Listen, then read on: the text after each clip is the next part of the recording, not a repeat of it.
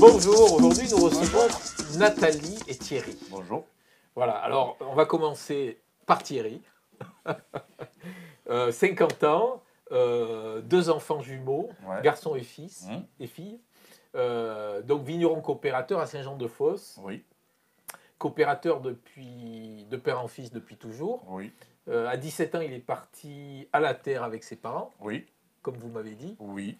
A travaillé dans les entreprises de machines à vendanger. Oui.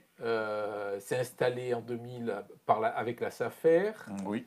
Et vous me dites, je ne suis pas malheureux, j'ai pu améliorer l'exploitation. Oui, c'est vrai. Globalement, En travaillant. voilà, en Oui. travaillant. A fait un peu de politique à Agnan, à Saint-Jean-de-Fosse. Très localement. Voilà, localement. Ni de droite ni de gauche. Non. Hein, 30 ans de bénévolat, foot, entre autres. Ouais. Voilà, assez nationaliste, fan de Johnny. Assez nationaliste parce que je ne parle aucune langue étrangère. Donc c'est difficile pour moi de communiquer avec d'autres personnes qui ne parlent pas français. Quoi. Bon, Voilà. vous avez manifesté 1-2 fois avec les vignerons, Ouais. mais c'est la première fois que vous manifestez sérieusement. Sérieusement, oui. Depuis une semaine impliquée, oui. C'est la première fois. Bon, Nathalie, donc célibataire, pas d'enfant, travaille à la CCI. De Montpellier. Voilà, est rentrée à la CCI en 97. Depuis 97, c'est la crise à la CCI, plutôt de droite, représentante personnelle CFDT héros à la CCI. Et Occitanie. Et Occitanie, voilà. De voir tous les licenciements qui se sont passés, vous m'avez dit, c'est hallucinant. Oui, c'est hallucinant. C'est de l'affectif aussi, parce que c'est des gens avec qui on a travaillé. C'est de l'engagement qu'on voit partir aussi. Voilà. Et vous aimez la musique, Ferrat, Brassens, et là, c'est la première fois que vous manifestez. C'est la première fois. Donc, je vous remercie d'être ici ce soir. Vous avez quitté vos ronds-points pour venir. Ah non, non, je n'ai pas quitté mon point. J'ai fait ma journée de travail. On est en train de monter les prétailleuses pour pouvoir prétailler. Je me suis arrêté avec mes amis du Pré d'Arène. Ce matin, j'ai bu un café avec eux. Ce soir, je les ai salués. Puis je suis venu vous rencontrer ce soir. D'accord. Voilà, je vous remercie d'ailleurs de nous recevoir dans vos locaux. Donc, à la une du numéro 814 de La Glorieuse, un sujet, les bidonvilles à Montpellier, pas d'eau de toilette pour les plus démunis, pas d'eau ni de toilette, excusez-moi, pour les plus démunis. C'est pas... Voilà. Ouais. On rigole parce que de votre. Mais non, j'ai dit au début, j'ai dit d'eau de toilette. En fait, c'est pas d'eau ni de toilette Tristan, chez les Roms. j'ai beaucoup travaillé sur le sujet avec la police nationale sur le centre-ville. Rappelez-vous le club Slascom qu'on a créé, qui avait Midi Libre, s'en était fait l'écho à l'époque. Oui. Donc c'est un sujet qui n'est pas nouveau sur Montpellier. Voilà, alors on a parlé des épidémies de rougeole, voilà, c'est grave. c'est quand même triste de parler des bidonvilles en 2018 dans une ville comme Montpellier. Tout à fait. Voilà. Vous voyez ce que je veux dire? C'est quand même triste. Donc ensuite, on revient avec un autre article sur LREM. C'est très compliqué dans l'Hérault. LREM. Ah ouais, c'est quoi? C'est une partie? C'est les élus, c'est ça? La République en marche. Oui, pour marcher, elle marche. Elle court même, la République. Bon, alors donc, c'est compliqué dans l'Hérault, mais à Toulouse, c'est encore plus compliqué. Alors, le titre de l'article, c'est LREM vers une faillite occitane. Pas seulement occitane. Ouais. Voilà. Ensuite, on revient sur l'accessibilité des lieux et la mobilité des gens. On le voit, grand sujet. Aujourd'hui, les gens, ils vont dans les villes. Il y a de la place autour des villes, mais ils s'entassent dans les villes. Donc, on explique un petit peu comment ça fonctionne. On revient aussi sur l'interview de la semaine dernière où Madame Le Dain nous a déclaré « Georges Frêche manque beaucoup à la démocratie française ». Pourquoi pas? Ils étaient amis, c'est normal qu'il lui manque. Voilà. Et donc, dans la rubrique « Ils sont d'ici », on revient aussi sur la saga de l'éditeur Bernard Grasset, un Montpelliérain qui est parti à Paris et qui a monté une grande maison d'édition au début du XXe siècle. Voilà. Donc, vous êtes gilet jaune. Oui. Hein, depuis la première heure. Depuis la première heure. Est-ce que vous lisez La Glorieuse? Depuis hier, oui. Depuis hier, oui. Et alors, pourquoi? C'est parce que je suis pas. C'est que c'est l'un de fosse. Ça arrive pas. Aujourd'hui, j'ai demandé à mon fils, à mon père, à mon oncle, non. Donc ça va arriver maintenant jusqu'à Céline de Fosse, le canton. Mais ça arrive, voilà. ça arrive, ça arrive. C'est bien, ça arrive, c'est bien. Ça arrive. C'est bien. Donc, Il faut que la glorieuse sorte de Montpellier. Nathalie, pourquoi êtes-vous gilet jaune? Alors moi, je suis gilet jaune parce que je trouve que malheureusement, pour une fois, on est tous concernés par ce qui nous arrive. C'est-à-dire que c'est vrai que ça fait des années que tout le monde en a marre de payer des taxes, d'être prélevé correctement sur les salaires. Et aujourd'hui, on a encore une explosion du gasoil. Et voilà, c'est la goutte qui fait déborder le vase, c'est-à-dire que c'est le trop qui fait ressurgir toutes les autres taxes. Voilà.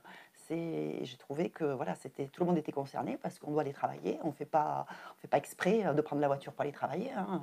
Moi, je suis pas écolo, branché écolo, mais dès que je peux consommer écolo, j'ai fait mettre un poêle à bois parce que c'était accessible. J'ai regardé, pour la granule, j'ai regardé les véhicules électriques. Aujourd'hui, c'est adapté à mon mode de fonctionnement en voiture et les prix sont complètement exorbitants. Donc, moi, je veux bien qu'on aille vers l'écologie, mais allons-y doucement et avec les moyens de chacun. Donc, je trouvais que là, voilà, il était souhaitable que tout le monde défende. Thierry, vous manifestez depuis combien de temps? Moi, c'est quand M. Macron, d'accord, quand M. Macron a fait son visite, vous savez, dans les pays du côté de l'Est, à Strasbourg, là, oui. Quand il est arrivé à Pont-de-Mousson. Oui. Alors, j'ai lu les chiffres, 58 voitures sur la place de Pont-de-Mousson pour M. le Président. Je veux bien qu'il soit protégé, cet homme, il n'y a aucun souci. 58 voitures. Vous vous rendez compte, vous? Alors, le lendemain, 6 jours après le bout des choses parti, on est parti avec, voilà. Vous manifestez que depuis combien de temps? Depuis le premier jour, depuis le samedi 17 novembre. Vous avez été sur plusieurs barrages, Nathalie? Oui. Est-ce que vous pouvez nous expliquer? Alors, on a été sur l'arrière-pays, sur Gignac, sur Vendargues, sur les prés d'Arène et à Poussan. En fait, le sentiment est partagé. C'est-à-dire sur les points de barrage, vous avez toutes les populations qui sont représentées. Ça va du cadre supérieur, puisque l'autre jour il y avait un couple, oui. C'était des anciens cadres de Auchan à la retraite, au gars qui a plus de boulot, qui est au chômage, aux chefs d'entreprise, aux personnes comme nous qui sont plutôt d'un milieu moyen, qui pâtissent pas tous les mois, mais qui sont quand même bien sûr taxés un maximum. Voilà, donc les gens, il y a une solidarité de classe, on va dire, qui est exceptionnelle sur ce mouvement. Et donc les gens tombent un peu les masques et tout le monde s'ouvre aux autres, quelles que soient les appartenances. Et il n'est pas question de politique sur les barrages non plus. Il y a plutôt quoi? Il y a plutôt des jeunes et des personnes âgées? Il y a beaucoup de chefs d'entreprise. Beaucoup. De petites et moyennes, on est bien d'accord, hein, pas de gros groupes. Ça, c'est incroyable. Il y a pas mal de retraités, il y a beaucoup de jeunes. Il y a beaucoup de femmes seules, mais qui travaillent, hein, des femmes seules, qui ont un enfant, qui n'en ont pas. Moi, je peux vous donner... J'ai rencontré quelqu'un à Vannes qui était infirmière au millénaire. Je la salue d'ailleurs, si elle me reconnaît. Elle gagne 1850 € net par mois. Alors, c'est des horaires hôpitaux, hein, un coup le samedi, un coup la nuit, un coup le dimanche. Elle a acheté un joli appartement, elle m'a dit, sur Vannes. Elle a 25 ans à 850 € par mois. Elle continue son PEL toujours à 150 € par mois. Elle m'a expliqué que juillet et août, ses parents à la retraite, il avait donné les 150 € parce qu'elle n'arrivait pas à payer son PEL. Elle a eu un petit crédit de voiture. Voilà. Mais le sentiment qu'on a à la télé, enfin dans les gens qu'on entend, où on dit que les gens, c'est la première fois qu'ils manifestent, comme nous, hein, enfin, ils ont les mêmes profils en fait. On a tous le même profil, c'est-à-dire c'est pas forcément des gens qui ont l'habitude des manifestations. Hein. Les partis politiques, les syndicats, doivent-ils rester à l'écart de ces mobilisations? Je ne sais plus. Alors moi je suis syndicaliste. Puisque je suis attachée à la CFDT, puisqu'en fait le statut pour être représentant du personnel dans le monde consulaire nous oblige à être adhérent sur un syndicat, donc je me suis mise à la CFDT. C'est pas le plus dur la CFDT. Je pense pas que ce soit le lieu d'un syndicat, comme c'est pas le lieu des politiques. C'est-à-dire c'est un mouvement qui doit pas être rattrapé ni par les intermédiaires ni par les politiques. Est-ce que vos amis syndicalistes sont sur les barrages aussi? Oui. Beaucoup? Oui. Les gens... alors, soit ils sont sur les barrages comme... Moi, je n'ai pas d'amis syndicalistes, donc c'est compliqué. Comme Ghislaine qui... Est-ce que vos amis vignerons sont sur les barrages? Non. Alors, c'est compliqué, je ne sais pas pourquoi. Alors, moi, le samedi 17, je suis allé avec des copains mignons, père et fils, Francis, comme on a le café tous les jours. Mais on n'est pas beaucoup non plus. Alors, je ne sais pas, c'est compliqué. Moi, je ne comprends pas non plus la FNSEA, là. Pourquoi elle ne s'engage pas? Moi, je ne suis pas militant à la FNSEA. Hein. Pourquoi elle ne s'engage pas? Quand on sait qu'il y a quasiment un suicide par chaque 2 jours d'un agriculteur, il faut y aller dans les élevages. Hein. Il faut aller voir les gens, ce qui vivent, ceux qui travaillent. Il faut voir ce qui travaillent. Ce n'est pas des gens qui font n'importe quoi. Moi, je le dis toujours, vous savez, je suis parti 10 ans à Nanger, je vous l'ai raconté, je suis parti 10 ans à Nanger, moi, dans le Périgord propre qu'on appelle à Ici-Jacques, j'ai rencontré des gens extraordinaires. Il faut voir la vie qu'ils ont avec les vaches, les chèvres et tout. C'est vraiment des gens travailleurs qui sont en leur terre, qui empoisonnent personne. Hein. Moi, je suis pas. Alors, moi, je vais vers le bureau, je suis à lutte raisonnée depuis 10 ans. J'ai commencé à y aller. Mais ça, c'est comme. Je vais vous parler d'un exemple, un bon exemple. Le glyphosate, ils n'ont qu'à l'arrêter, puis on n'en parle plus. Pourquoi faire des comptes? Et vous avez vu les manifesteurs, des agriculteurs manifester pour le glyphosate? Ça n'existe pas. Non, voilà. Vous considérez de quelle catégorie sociale? On n'est pas si mal que ça. Alors, moi classe moyenne. Et alors moi, classe moyenne, classe moyenne, cadre, célibataire, sans enfant. Donc vous imaginez que moi, je suis en dehors de ce qui est la logique d'une société telle qu'elle est conçue aujourd'hui. C'est-à-dire que moi, je prends le maximum. C'est-à-dire que personne ne m'a jamais aidé dans ma vie, que mon premier appartement, même en location, enfin, même après quand j'ai acheté, je passe à travers toutes les aides. Par contre, effectivement, pour me taxer, je suis aussi la première. Voilà, donc je veux dire, à un moment donné, les gens ne sont pas contre de contribuer.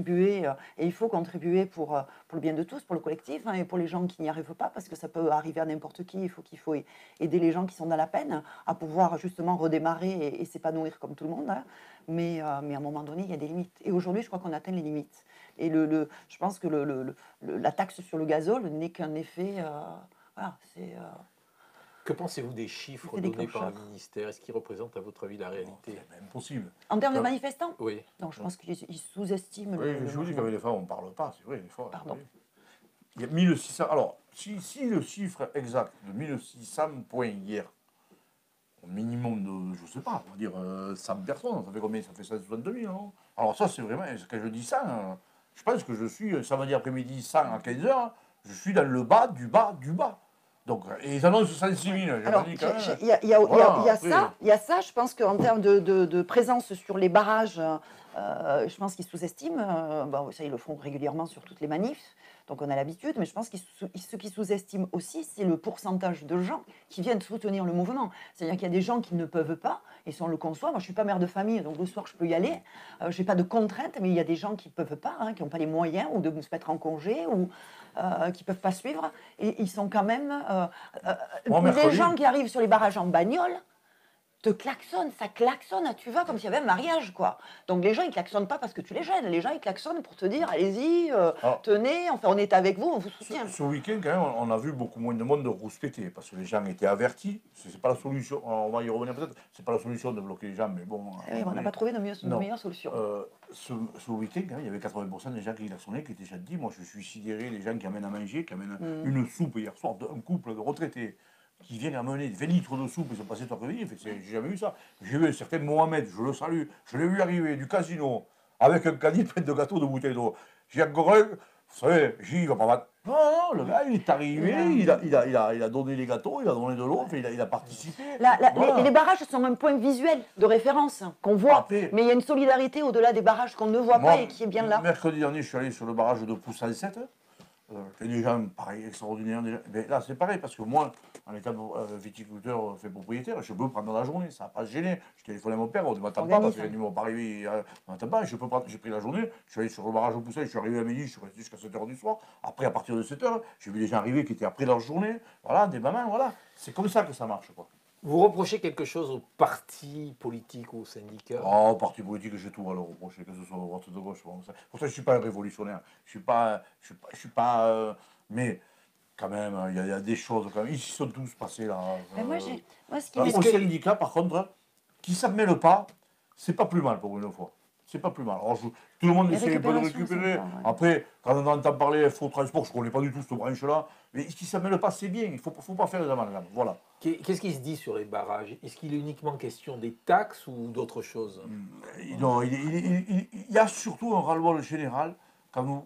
Il y a plein de choses. Le gazole, c'est un peu l'excuse qui a fait que... C'est l'élément déclencheur. On est d'accord. Il y a ces taxes qui sont arrivées. Il y a l'impunité. L'impunité, moi je suis désolé, je vois des choses dans les journaux. Alors, encore une fois, je lis des choses. L'impunité. L'impunité sur les politiques. L'impunité, on voit des gens qui sont condamnés, quand même des gens qui sont condamnés, qui sont encore là. On a des. C'est le portable de Thierry, forcément, c'est Johnny Hallyday. C'est le mien, désolé. Il va s'arrêter. Pardon. Oui, fan de Johnny. Voilà. L'impunité. Essayez de prendre le téléphone. Sur le, comment on appelle ça? Oui, vous pouvez fouiller. Si tu arrives, voilà. L'impunité. L'impunité. Non, mais je ne veux pas dire non, parce que je veux pas non. Non, mais on n'a pas donné de nom. Mais regardez, par exemple, Carlos Ghosn, il a été. Carlos Ghosn. Comment vous l'expliquez?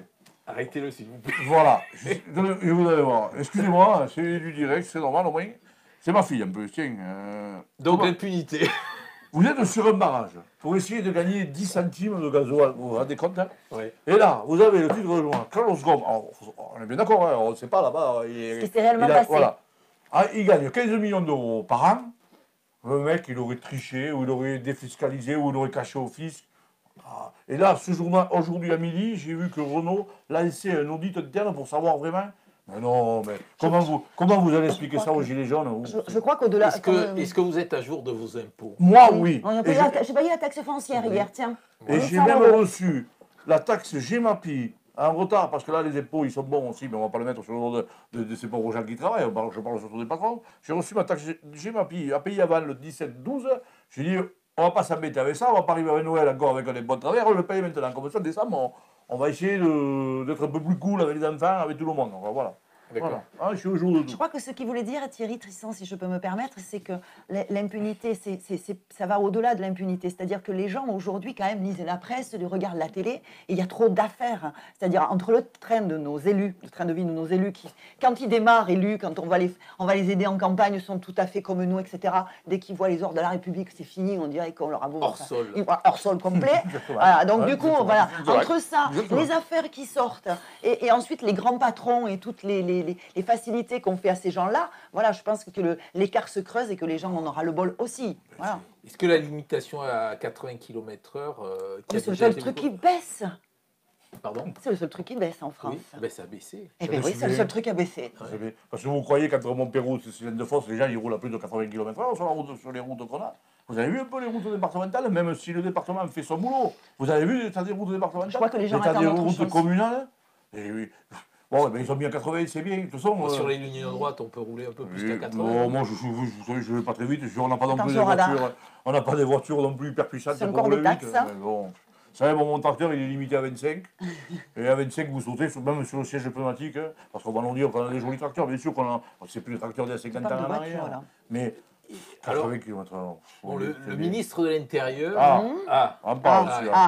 Il a dit que le mouvement était intrinsèquement lié à l'extrême droite. Alors, si Thierry Fabre, si un jour, même si des fois on a des paroles qui dépassent nos pensées, et d'ailleurs, si vous relisez un peu ma vie, un petit peu politique sur l'extrême droite, vous comprenez que Thierry Fabre, il vote pas à l'extrême droite. Oui, mais Thierry Fabre. Mais non, il ne peut pas dire ça. Mais sur les. Vous rigolez. Je vous parlais tout à l'heure de Mohamed. Oui, on m'a posé la question. Quand je vois arriver ce gars, il y avait un Ahmed. Qui aurait amené des virtuailles.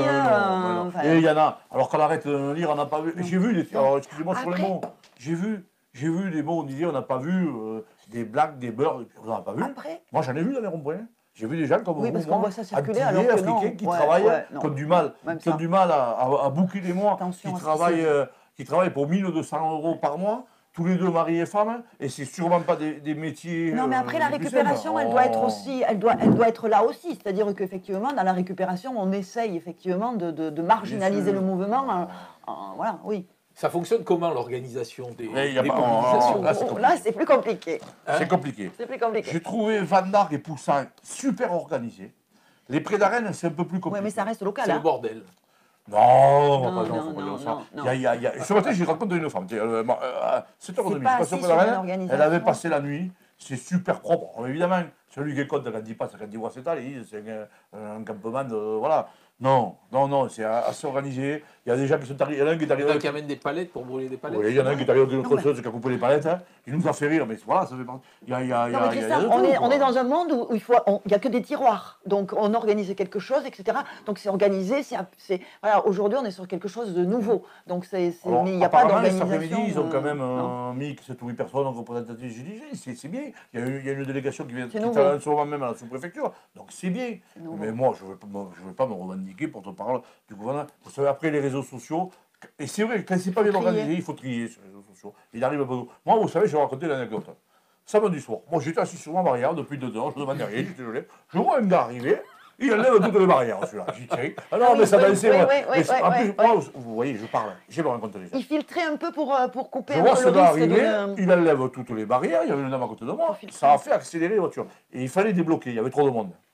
Je dis au monsieur, si vous enlevez la barrière, ça va rouler vite, et il peut y avoir un accident, même involontaire, quelqu'un qui se sort de frère avec ses voitures automatiques. Oui, il s'est foutu à gueuler, j'y suis allé, j'ai écouté, moi je vais remettre la barrière. Il me dit, vous êtes responsable de quoi? J'ai dit, rien du tout, il y a des gens, il y a des enfants. Et d'ailleurs, derrière moi, il y avait 3 petits enfants avec leur dame. J'ai dit, mais si quelqu'un manque le virage, il a dit, bon, on n'est pas là pour ça. J'ai remis la barrière, le type il est parti. D'où il sortait celui-là? D'où il sortait? Je ne l'ai pas revu, je ne sais pas qui c'est. D'où il sortait? Alors, il a qu'à dire, attendez, je viens de la... C'est un peu l'anarchie quand même. Ouais, un peu. Mais c'est ça qui fait son charme. Ouais, mais voilà, c'est le charme et la force sûrement du mouvement aussi. C'est ça qui fait son charme, voilà. Je doute que si on arrivait sous un affichage, que ce soit politique ou syndical, il y ait autant de monde derrière les barrières. Vous savez, à Intermarché, à Intermarché de Chignac, le rond-point d'Intermarché de Chignac, samedi 17. On est resté, moi je suis resté jusqu'à 15h30, 16h. Il a plu toute la journée. Les gens, ils mettaient 1h30 pour faire le tour du rond-point. Alors, ça peut vous faire... celui qui était au milieu, ça ne venait pas rire. Mais, j'ai vu mon père à 75 ans. Mon oncle, 71 ans. J'ai un pote, Francis. Il a mis 1h30 pour ouais, mon frère. J'ai ramené tout le monde. J'ai vu même un ami à la retraite. Il y avait des vieux qu'on ne voyait jamais sur les manifs. Vous savez ce que c'est quand vous avez 1200 euros? Des vieux, excusez-moi, hein, mais voilà, oui. Quand vous avez 1200 euros de retraite par mois, qu'on vous en enlève 80 ou 100, c'est énorme. On ne se rend pas compte. Comment vous faites quand vous habitez à Saint-Jean-de-Fosse, Montpérouse? Encore une fois, il faudrait te dire, il n'y a pas de car. On ne peut pas mettre des cars pour 10 personnes ou pour une. On est bien d'accord, il faut quand même rester un peu. Comment vous faites sans voiture? Il y a 50 ans qu'on nous dit qu'il faut que tous les foyers aient une voiture, des trucs comme ça. Il y en a qui ont des voitures. Vous arrivez à 75 ans. Généralement, d'ailleurs, j'ai un ami qui vient de partir à la retraite, un méticulteur, qui a prévu, qui a changé sa voiture parce qu'il m'a dit, moi Thierry, ce sera ma dernière. Pendant 15 ans, ça va être compliqué, je vais conduire 15 ans, 20 ans, parce qu'aujourd'hui, on ne vient pas plus. Comment vous faites sa voiture? Si vous avez une fille qui travaille à Lyon, un truc comme ça, comment vous faites? Est-ce que ce mouvement-là, ce qui se passe aujourd'hui, ça a rapproché un peu les hommes politiques des citoyens? Moi, je crois pas. Non. Non. Quand vous entendez les conneries qu'ils annoncent à la télé, ça ne va pas les rapprocher. Quand on voit les comportements de nos politiques, je pense que ça va creuser. Entendu, hier, il y en a un qui a dit à Paris, à moins de 200 euros, on va pas au restaurant. Moi, mon fils était à Paris la semaine dernière. Moi, à Paris, à 9,90 €, je ne mange pas du jour qui est très bon. Je n'ai pas besoin d'aller. Non, mais à un moment donné, il faut arrêter les conneries. Celui qui a les moyens d'aller au restaurant à 200 €, il y va. Il n'y a pas de problème. Il y en a dans les ronds-points qui ont les moyens d'aller au restaurant à 200 €. Mais ces gens-là, ils sont là. Ils ne sont pas pour dire je ne veux pas payer d'impôts. Ils ont mis le costume. Ça suffit. Ça suffit. Là-haut, c'est Louis XIV, là-haut. Ouais, moi, je ne suis pas un féru d'histoire de France. Je connais un peu quand même, je n'ai pas fait de grandes études. Là-haut, c'est Louis XIV et ça court. Voilà. Et puis, honnêtement, je pense qu'on atteint la fin. Le président de l'Assemblée. Mais moi, je suis lui. Mais moi, si demain, vous me dites Thierry Fabre et je suis inculpé, je ne vais plus vous voir. Je reste à la maison, je fais ma vie, je ne vais pas me présenter devant les gens. Excusez, encore une fois, je dis ça, il n'a pas été fait, il a été jugé, tout le monde a des non-lieux, que ce soit de Sarkozy, tout le monde, ils ont tous des non-lieux. On se demande des fois. Non, mais on se demande, vous ne payez pas, vous payez pas un PV. Comment est-ce que ça, on va 90 €, parce que moi, je suis le roi des points. Je roule pas vite, mais alors, c'est dur des points, des téléphones. Vous n'avez pas de points, vous ne pouvez pas rouler, vous allez faire ça, et eux, ils ont des non-lieux. Quand même. Mais est-ce que vous comprenez quand même un peu le discrédit dont souffrent les hommes politiques? Bien sûr. Je le comprends, mais c'est normal. Pas besoin d'avoir fait l'ENA, par contre, pour comprendre ça. Mais on entend de ces aberrations, je n'en ai pas qui me viennent là, ça va venir. Vous entendez de ces âneries. Qui c'est qui a dit il faut que les retraités, ils auront assez gagné d'argent, c'est une femme, je crois, ils auront assez gagné d'argent. Ils peuvent faire des efforts. Ils peuvent faire des efforts, quand même. Ne parlez pas comme ça, un peu de respect sur les personnes. Le respect. Et où sont les représentants des Gilets jaunes? Où sont?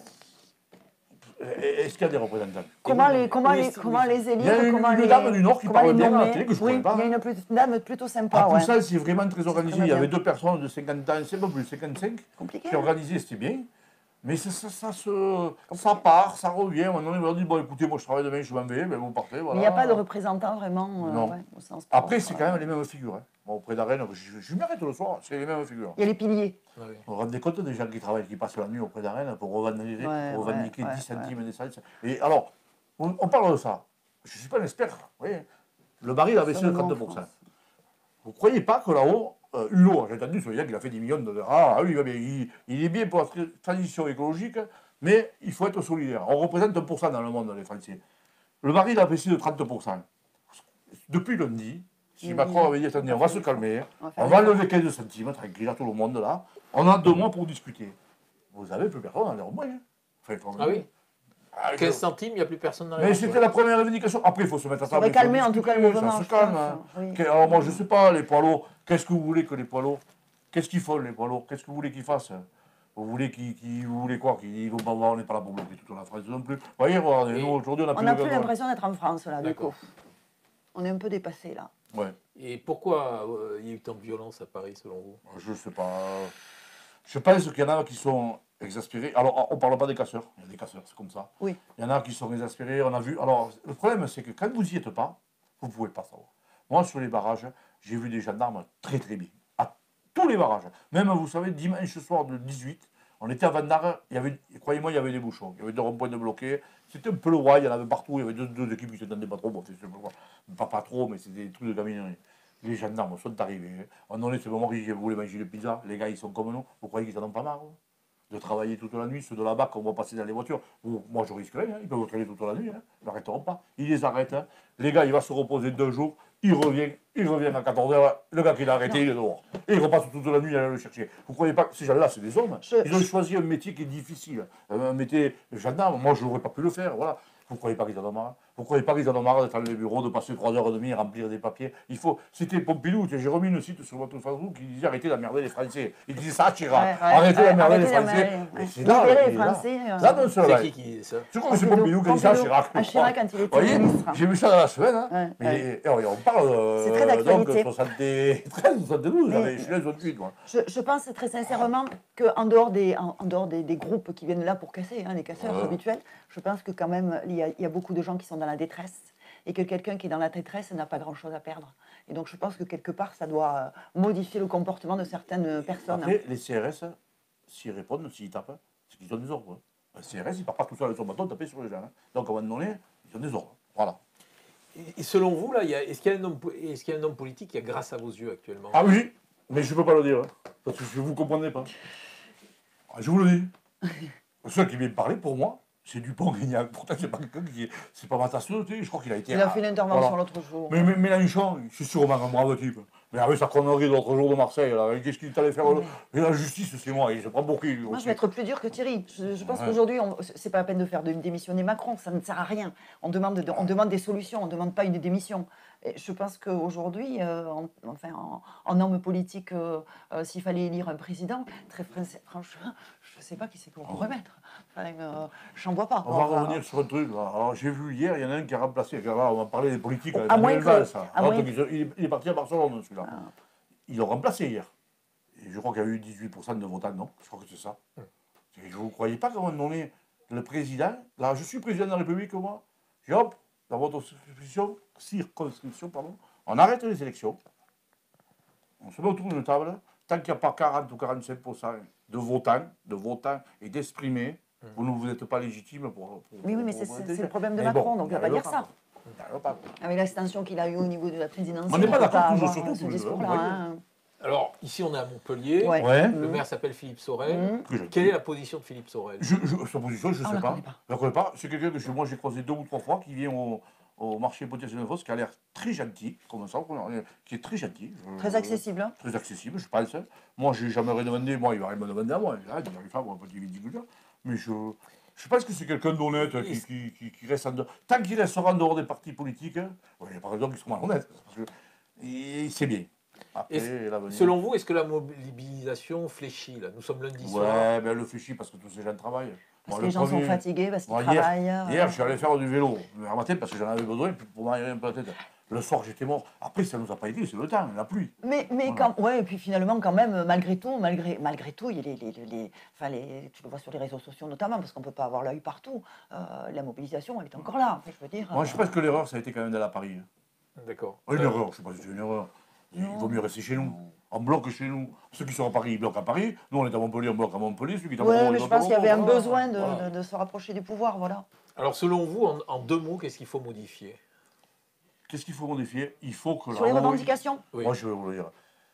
Et je pense que, quand je vais vous dire ça, je pense que... On va parler chacun, alors. Le Louis XIV, là-haut, il faut arrêter. Il faut arrêter que le président, ce soit Louis XIV, avec ses nababs qui se traînent mal avec 3 avions pour aller en Guadeloupe. Hein. Alors, il faut mettre un de rechange parce que, je sais pas quoi, des sénateurs. Alors là, on peut en parler aussi, le Sénat, tout ça, l'Assemblée. Mais oh, mais on lit des choses, on ne sait même pas si c'est vrai, tellement que c'est. Soit des gens qui. J'ai vu ça. Vous me dire, vous êtes tout croyez? On leur paye leur enterrement, de sa femme, de ses enfants et tout le trafic. Je sais pas si. Eh bien, apparemment, c'est vrai, oui. Qu'est-ce que c'est cette connerie? On va enterrer. Moi, s'il nous a quelque chose, on ne vous demande pas si vous avez été député. Ils ont été députés, tant mieux pour eux. Ils ont été députés. Oui, ils sont. Bon, mais attendez, il y en a qui ont été députés pendant 5 ans, ils sont montés 3 fois à Paris, et toute la vie, on va leur donner une retraite et tout. Et nous, vous, le premier, moi, le second, on va travailler 42 ans. Et c'est normal pour avoir une retraite, ça fait partie du système. Et eux, il faut un mandat. Un mandat, et on leur donne une retraite, on leur donne des voitures. Oh, et des voitures, et des chauffeurs. Bon. Oh. Non, mais le problème, il est là. C'est pas il y a le gasoil, mais le problème, il est là. Il faut que là-haut, il s'arrête de prendre sur Louis XIV et ça court. Nathalie. Je pense qu'on est à un moment du pays où il faut vraiment que qu'il soit fait quelque chose sur les charges qui pèsent sur les gens, quelles que soient les charges, sur les patrons pour les charges salariales. En fait, vous avez des patrons qui vont être embauchés, qui ne peuvent pas parce qu'ils sont bouffés par la réglementation. On ne sait pas on sait pas répondre à une question, on crée une réglementation supplémentaire. Enfin, moi, c'est mon cœur de métier. Lui, dans l'agriculture, c'est pareil. On veut des réglementations et des papiers, des machins. Voilà. Je pense qu'il y a des économies qui sont à trouver en France, qui sont réelles, pas seulement au niveau des politiques, sur toutes les structures qui dépendent de l'État, des collectivités, etc. Je pense sincèrement. Et il faut libérer un peu les gens de toutes ces taxes. C'est pas possible. Bon, alors vous savez qu'on termine toujours par la question chapeau. Ah. Hein, vous l'avez remarqué? Eh bien, j'ai vu ça hier. Bon, alors, comme vous m'avez perturbé, j'ai oublié de préparer la question chapeau. Vous a perturbé? Non, non, pas vous, Tristan. Alors, je vais vous la lire. Je vais vous la lire, la question chapeau. Allez, ça marche. Hein? Donc, on va faire semblant de tirer dans le chapeau. Ouais, faites semblant de tirer, je vous la lis. Voilà, je la déplie. Est-ce que vous seriez d'accord de prendre un jaune avec Emmanuel Macron? Oui. Ah, mais moi, j'ai pas de problème. Ben oui, pour discuter, moi. Il faut pas se. On demande justement à être entendu, donc c'est pas pour se fermer la discussion. Moi, je suis fan de Johnny Hallyday. Johnny Hallyday est enterré à Saint-Barthélemy. On a un projet de partir des amis, de partir en Guadeloupe pour aller le voir. Vous croyez que c'est normal qu'à 50 ans, ça fait 6. Alors, j'ai fait mes 50 ans, mais c'est ma famille qui m'a offert ce. En cadeau. Ouais, ce cadeau. Oui. Et 50 ans, j'avais 150 personnes, il y en a 100 qui sont 50 ans autour de moi. Quoi. Et voilà. Vous croyez que c'est normal pour un voyage à 1 500 € tous les deux à 50 ans en travaillant, ben, les impôts? Il y en a qui ne peuvent pas y aller, on est bien d'accord. Hein, donc on réfléchit pendant 6 mois, qu'on appelle 3 fois pour gagner 50 € sur un billet, sur une réservation d'hôtel et tout. Quand eux, ils se traînent mal avec des avions, des rafales à côté. Ben, attendez, quand même. Normalement, le français lambda qui travaille, normalement, il devrait pouvoir se payer, aller dans les îles une semaine par an, s'offrir 1 500 € de voyage. C'est pas des voyages. On doit pouvoir vivre correctement de son travail. J'ai pas dit d'aller dans un hôtel 5 étoiles à 5 000 € la journée. J'ai eu un voyage. Aujourd'hui, les gens, ils parlent même pas de voyage, ils parlent de finir les mois. De finir les mois. Vous voulez qu'on parle du prix, on parle pas du prix du mètre carré du terrain et des maisons, mais on devient fou. Très bien. Eh bien, écoutez, je vous remercie. Je vous remercie pour votre intervention dynamique. Si Macron, il veut venir boire un apéritif et passer 3 jours avec moi. On le fait la glorieuse. Tiens. Voilà. S'il veut venir boire un apéritif avec nous et passer 3 jours avec moi à Cézanne-de-Fosse, je lui ferai raconter. Ça ne les intéresse pas, tout ça. Il y a 30 ans que je vais tous les jours au bistrot boire un café avec mon ami Francis ou des copains, tous les jours. D'accord. Je vous remercie. Allez, ça marche. À bientôt. À bientôt, Tristan. Merci beaucoup. Trop. Je vous finis rien. Tous les jours, je veux boire un café au bar. Tous les jours depuis 30 ans. Venez voir les gens.